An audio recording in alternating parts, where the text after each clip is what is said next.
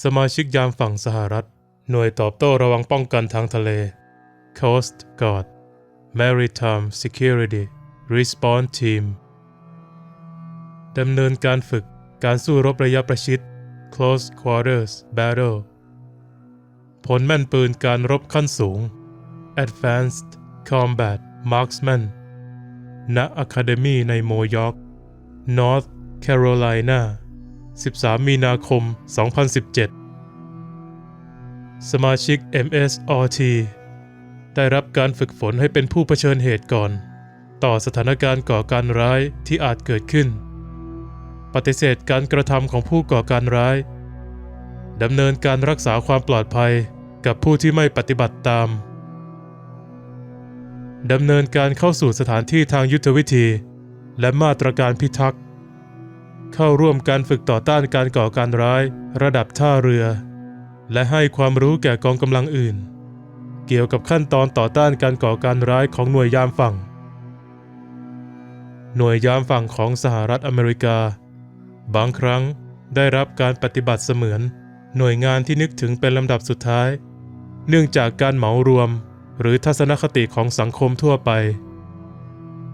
แม้ว่าบุคลากรของหน่วยยามฝั่งตามข้อเท็จจริงจะไม่ได้เป็นสมาชิกของกระทรวงกลาโหม Department of Defense เหมือนเหล่ากำลังหลักหน่วยอื่นของกองทัพสหรัฐแต่พวกเขาก็มีความมุ่งหมายที่สำคัญนอกจากนี้หน่วยยามฝั่งของสหรัฐยังมีหน่วยรบพิเศษของตนเองที่มีความสามารถด้านการฝึกและปฏิบัติภารกิจของ SOCOM หน่วยบัญชาการยุทธการพิเศษสหรัฐ United States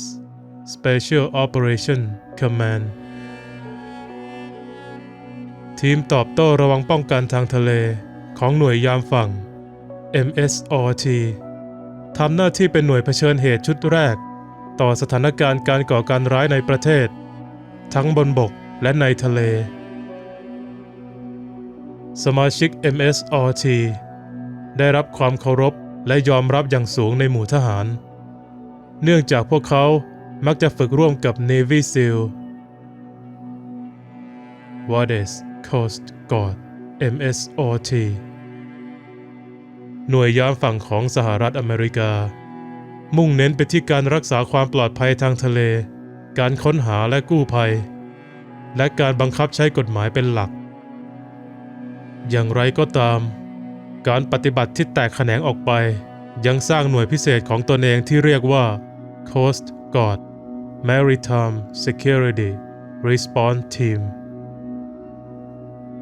MSRT ทำหน้าที่เป็นทีมจู่โจมต่อต้านการก่อการร้ายเต็มเวลาของหน่วยงานบังคับใช้กฎหมายทางทะเลดังนั้นหน่วยรบพิเศษนี้จึงได้รับการฝึกฝนอย่างสูงเนื่องจากสามารถตอบสนองต่อสถานการณ์ของผู้ก่อการร้ายโดยต้องขึ้นเรือที่เป็นปรปักษ์ดำเนินการทั้งในสถานการณ์ภายในประเทศและต่างประเทศพวกเขาถือเป็นด่านแรกในการจัดการกับเรือที่ถูกแย่งชิงและแก้ไขสถานการณ์ของผู้ก่อการร้ายในน่านน้ำเปิด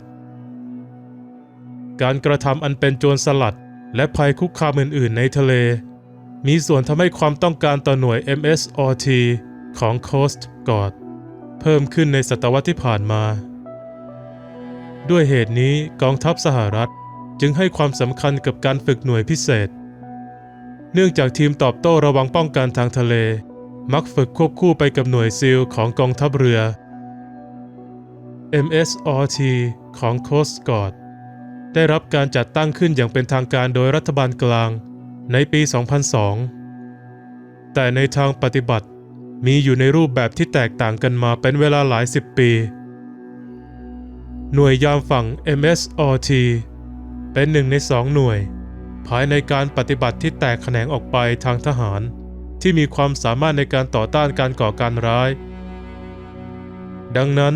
จึงอาจดำเนินการกับเป้าหมายที่เป็นศัตรูทั้งบนบกและในทะเลพวกเขายังฝึกและร่วมมือกับหน่วยงานอื่นๆเช่น FBI และหน่วยสืบราชการลับเป็นประจำ มีปฏิสัมพันธ์ในการทำงานที่แน่นแฟ้นกับหน่วยงานป้องกันชายแดน อาทิเช่น หน่วยยุทธวิธีป้องกันชายแดน The Border Patrol Tactical Unit ตลอดจนทีมตอบโต้พิเศษสำนักงานศุลกากรและป้องกันชายแดนสหรัฐ Customs and Border Protection Special Response Teams หน่วยยามฝั่ง MSRT ปฏิบัติหน้าที่ภายใต้คำขวัญ Nox Noctes Este Nostri The Night is Ours คืนนี้เป็นของเรา U.S. Coast Guard Atlantic Area ถ่ายภาพโดย Petty Officer First Class Melissa Leake Melissa Leake เรียบเรียงและแปลโดยวนาลีฮันเตอร์